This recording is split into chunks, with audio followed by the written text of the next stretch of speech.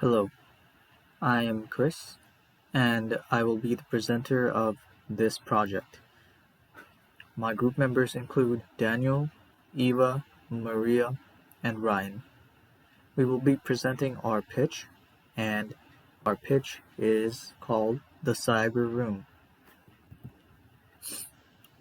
So, the main problem is, as the sudden outbreak of COVID, there's been an unprecedented impact on the garment market demand. And in order to flatten the curve or reduce the amount of people being infected, governments across the world issued lockdowns and closures. Um, so this in turn had a huge decline in the apparel clothing line. And compared to many other industries, the negative impact of the COVID-19 on the apparel industry is a lot more pronounced, coupled with non-essential attributes of apparel consumption. A plunge in its sales was inevitable. McKinsey reported that the turnover of brick-and-mortar clothing stores in Europe fell by 30 to 40%. In areas where the pandemic was severe, turnover fell by as much as 80%. Faced with a sudden slump in sales, many brands and retailers canceled orders. In Bangladesh alone, on March 29th, a total of 1,025 factories reported 864 million pieces, with orders worth $2.81 billion cancelled, affecting about 2.6 million workers. The negative impact of zero sales quickly spread to the whole industry chain.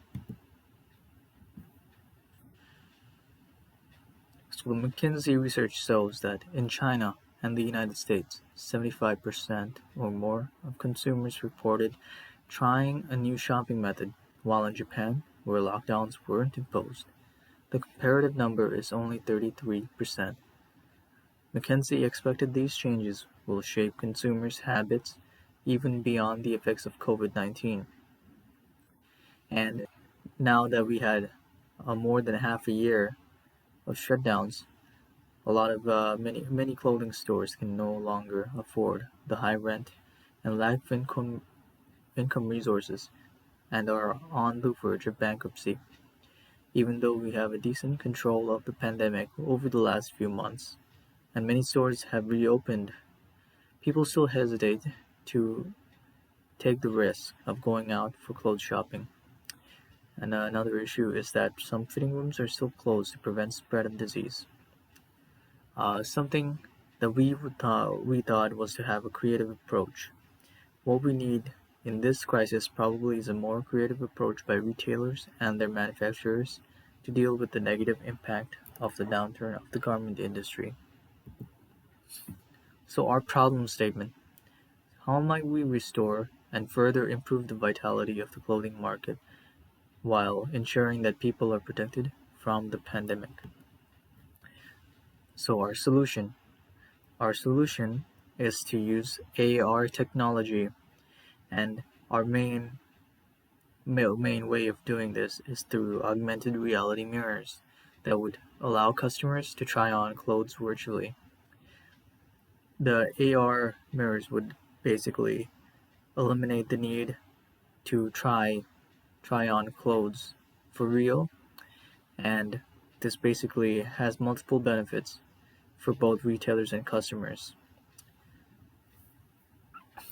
Now that you can try on limitless amount of clothes by your choosing using AR, you can free up store space or even scale down on it. The solution would save retailers a considerable amount of fixed expenses related to property space, such as rent, utility, insurance, etc. Less dressing rooms also mean less staff, which would further lower expenses. In addition, the fewer clothes that customer tries on, the fewer clothes that would be damaged, and it could have a considerable saving in the amount of inventory write-offs. Customers, on the other hand, would no longer need to carry around items of clothing, line up for dressing rooms, and dress and undress multiple times, because it would all be done virtually. They can automatically adjust to their size, color, and the availability without the need for a salesperson, giving them more independence while shopping. It's a real time saver as well. AR mirrors provide not only convenience but also a unique and engaging experience for the customer. In addition, and due to the current public health situation, this is a more hygienic solution, as you're not trying clothes that someone else has tried on, and you're not spreading your germs with everyone else's. Overall, this solution aims to provide all the convenience of online shopping, but in retail settings.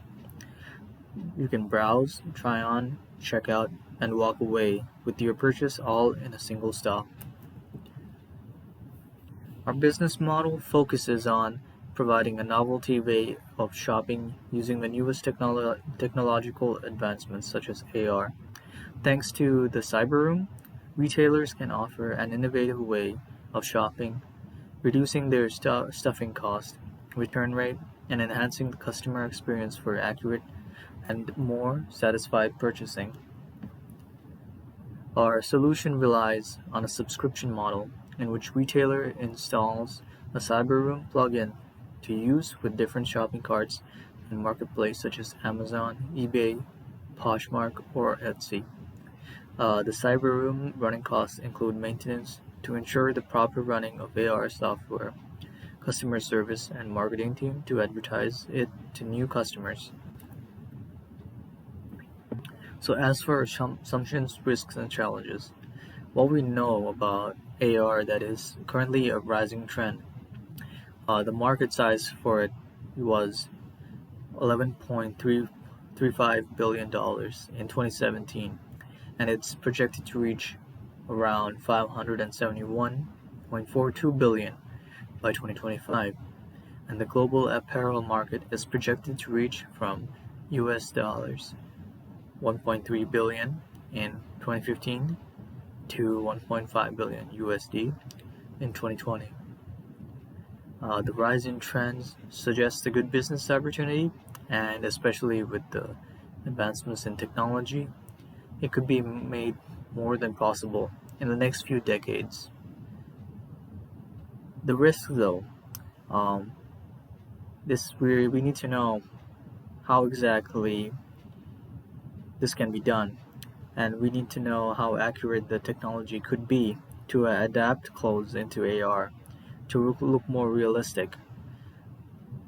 Clothes will be complex, and it will be hard to map out the exact way the wrinkles, shapes, and sizes of clothing, and especially with different people, because people aren't always the same. They have different sizes and shapes, so there should be an adaptive capability within the product that will allow for such things to work. So it may crash if it releases because there were glitches and bugs, and people may just do the same thing they did before with normal shopping. They might give up, so they might just want to go with the way they already know. There could also be a need for security and so on, that hackers may not interfere with the businesses. It could be a whole new set of problems otherwise, and it's something we hope that will never come to. There will definitely be a challenge in implementing this into actual stores or at home. It will be paramount that we market well towards stores like Walmart, Old Navy, American Eagle Outfitters, etc. It will be hard to get other businesses to buy your product because it is new and experimental, and there's less confidence that it will even work. So they will be wary towards us, and they will need to get more proof that this will work definitely and work well. So we need there will be a need to get the AR products we want to sell in perfect working condition. It will be a challenge to make things accurately fit people and showcase apparel that will look realistically when it's on an individual. So there's a whole new set of problems that we at work with, such as marketing, packaging, and how can we even integrate.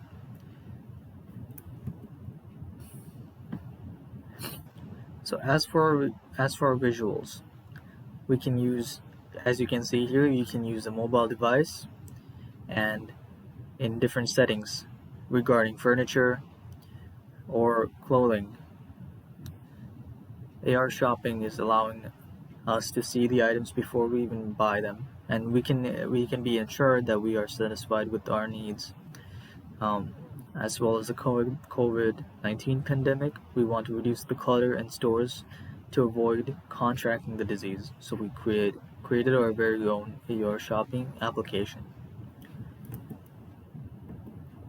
and that's our presentation. Thank you for listening.